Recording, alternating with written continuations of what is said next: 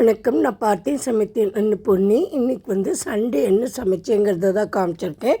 தட்சிணாயனம் ஆரம்பிச்சிருக்கிறதுனால இனிமேல் தொடர்ந்து பண்டிகை தான் வரும். அதனால இன்றைக்கி வந்து நோ ஆனியன் நோ கார்லிக் அந்த மாதிரி சமையல் தான்.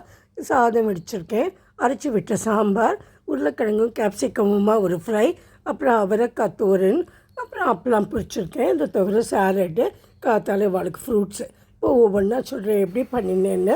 முதல்ல அவரைக்காயை நறுக்கி கொஞ்சம் தண்ணியில் மஞ்சப்பொடியும் உப்பும் போட்டு இந்த அவரைக்காயை வேக வச்சுட்டேன். ரொம்ப தண்ணி வைக்கலை. அப்படி இருந்தால் தான் இது நம்ம கொட்டாமல் இது அப்படியே எல்லாத்தையும் அப்சர்வ் பண்ணிக்கோ இந்த காய் அப்படின்னு சொல்லிவிட்டு. அதுக்கப்புறம் இது வந்து இரும்பு கடாய், என்னோடய பழைய கடாய். இதை தான் நான் ரொம்ப யூஸ் பண்ணுவேன். இதில் வந்து 2 டீஸ்பூன் வந்து டேபிள் ஸ்பூன் தேங்காய் எண்ணெய் விட்டுன்ட்டு கடுகு, உளுத்தம்பருப்பு, கடலைப்பருப்பு இதெல்லாம் போட்டு நல்லா தாளிக்க விட்டுட்டு கருவேப்பிலையும் 2 பெருங்காயமும் போட்டு ஒரு மூடி தேங்காய் துருவி வச்சுருந்தேன். அந்த தேங்காயும் போட்டு எல்லாத்தையும் நல்லா எண்ணெயில் வதக்கிட்டு வேக வச்ச நம்மளோட அவரைக்காயும் அதுலேயும் உப்பெல்லாம் இருக்கு இல்லையா, இதையும் போட்டுட்டு 1 டேபிள் ஸ்பூன் சில்லி பவுடர் மிளகா பொடியும் போட்டு நல்லா இறக்கிட்டு எல்லாம் நல்லா ஒன்றா சேர்ந்து வந்ததுக்கப்புறம் நம்ம இறக்கிடலாம். இதுதான் அவரைக்காய் தோரன். அவரைக்காய் வந்து உடம்புக்கு ரொம்ப நல்லது. புள்ள பெற்றா கூட அவரைக்காய் கொடுப்பா, ஃபீடிங் மதர்ஸ்க்கு கூட. அதுக்கப்புறம் நான் பண்ணின வந்து உருளைக்கிழங்கு கேப்சிகம் ஃப்ரை. உருளைக்கிழங்கு நான் நல்லா வேக வச்சு காலங்கத்தாலே வேக வச்சுட்டு அந்த தண்ணி இல்லாமல் கொஞ்சம் எடுத்துகிட்டு ஃப்ரிட்ஜில் ஒரு மணி நேரம் வச்சுருந்தேன். அப்புறம் இதை வந்து ரொம்ப பொடியாகாமல் கொஞ்சம் பெருசாகவே நான் கட் பண்ணி வச்சுட்டுருக்கேன்.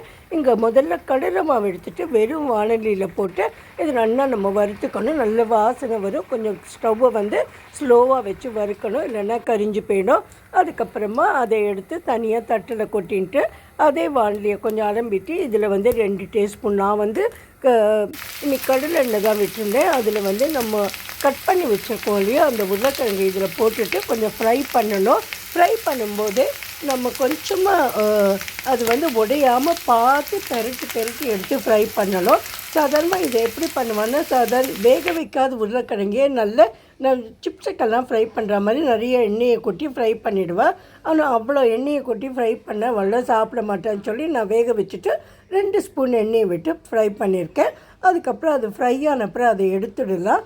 ஓரளவு கோல்டன் ப்ரௌன் ஆனால் போகிறோம். கடுகு, இங்கே கொஞ்சம் ஜீரகமும் கொஞ்சம் சோம்பும் எடுத்துட்டுருக்கேன். சோம்பு இதுக்கு ரொம்ப நல்லாயிருக்கும். அதுக்கப்புறம் கொஞ்சமாக 1 ஸ்பூன் வந்து பெருங்காயம் இதெல்லாம் போட்டுட்டு அந்த எண்ணெயில் போட்டு எல்லாம் வதங்கின அப்புறமா நம்ம கட் பண்ணி வச்சுருக்கிற கேப்சிகத்தையும் நான் போட்டுட்டேன். கேப்சிகம் வந்து ரொம்ப வேகலாம் வேண்டாம், கொஞ்சம் கடக்குன்னு இருந்தால் போகிறோம். அதுக்கப்புறம் இதுக்கு மசாலாலாம் ஆட் பண்ணியிருக்கேன். இப்போ கேஸை கொஞ்சம் சின்னதாக்கிக்கணும். மஞ்சப்பொடி, மிளகா பொடி, தனியா பொடி, ஜீரகப்பொடி அதெல்லாம் போட்டுட்டு எல்லாம் இதில் நல்லா பிரண்டு வரணும். அதுக்கப்புறம் கொஞ்சமாக ஒரே ஒரு சொட்டு தண்ணியை விட்டுட்டு எல்லாம் சேர்ந்து வர வரைக்கும் நம்ம வெயிட் பண்ணி அதுக்கப்புறம் இந்த கடலை மாவையும் அந்த கேப்சிகத்திலே கொட்டிடணும். இப்போ எல்லாம் நல்லா சேர்ந்து வந்துடணும். வந்ததுக்கப்புறமா நம்ம வந்து அந்த வேக வச்சு வறுத்து வச்சுருக்கோம் இல்லையா, அந்த உருளைக்கிழங்கு இது கூட சேர்த்துக்கணும். சேர்த்துன்ட்டு உப்பும் போட்டுட்டு இதை பெரட்டி எடுக்கும்போது ரொம்ப எதுவும் உடையாமல் பார்த்து அழகாக நம்ம இந்த உருளைக்கிழங்கு முழுசாகவே இருக்கணும். நம்ம மசாலாலாம் பண்ணுற மாதிரி அது வந்து நல்லா உடஞ்சிடக்கூடாது. எல்லாத்தையும் சேர்த்து பெரட்டி எடுத்துட்டு கடைசியில் கொஞ்சம் கருவேப்பிலையும் கொத்தமல்லியும் போட்டு இறக்கினாக்கா, நான் சொல்ல மறந்துட்டேன், இதில் கொஞ்சமாக வெந்தயம் போட்டால் கூட நல்லாயிருக்கும். நான் வந்து கொஞ்சம் அந்த உருளைக்கிழங்குக்கு வந்து கஸ்தூரி மேத்தி போட்டுருந்தேன். இப்போ வந்து நம்மளோட அவரைக்காவும் ரெடி ஆகிடுது. இது வந்து என்னென்னா நான் அரைச்சி விட்ட சாம்பார் பண்ணினேன். அதுக்கு அரைச்சது போட்டிருக்கேன். காயெல்லாம் போட்டுட்டு தக்காளி அதுக்கப்புறம் கேப்சிகம் போட்டேன், கத்திரிக்காய் போட்டேன், பூசணிக்காய் இதெல்லாம் போட்டு வதக்கிட்டு பண்ணிட்டேன் சாம்பார். ஏற்கனவே சாம்பார் ரெசிபி போட்டதுனால அதை திரும்பி டீட்டெயிலாக பண்ணலை. இப்போ சமைச்சதெல்லாம் காமிக்கிறேன். சாதம், சாம்பார், இது வந்து உருளைக்கிழங்கு அந்த பெரட்டி எடுத்தது, அப்புறம் அவரைக்காய் பொரியல், அப்புறம் அப்பளமும் காய்ச்சிருக்கேன். இதுக்கப்புறம் சாலட்டும் நான் சீவி வச்சுருக்கேன். காத்தால் அவளுக்கு சாப்பிட்றதுக்கு வந்து வாட்டர்மெலன் ஃப்ரூட்டும் கட் பண்ணி வச்சுருக்கேன்.